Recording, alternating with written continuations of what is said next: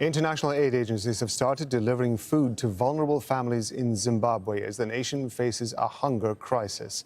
3 million people need help because the harvests have been poor. Rising food prices and record high inflation are also making life difficult for most Zimbabweans. Harumatasa has this report from Buhera.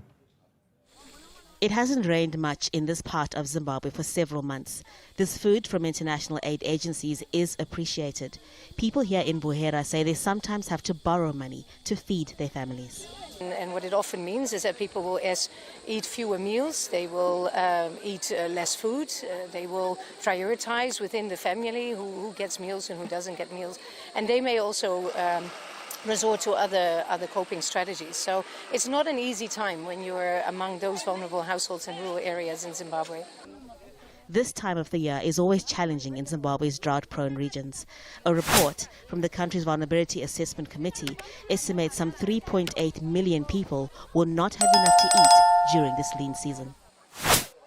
Zimbabwe experiences a lean season every year. It's the driest period before the rain starts, from October, when many poor households sometimes run out of food stocks, to March, when harvesting begins, and that's if there isn't another drought.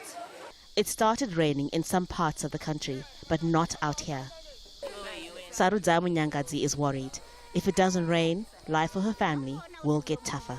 We hope the donors will keep helping us, because if they stop coming, people could die here.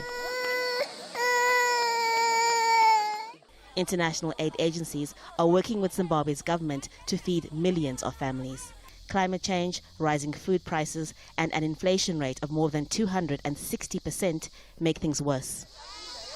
Families will try to make their rations last at least 2 months, but with many mouths to feed, that may not be possible. Harumatasa, Aljazeera, Buhera, Zimbabwe.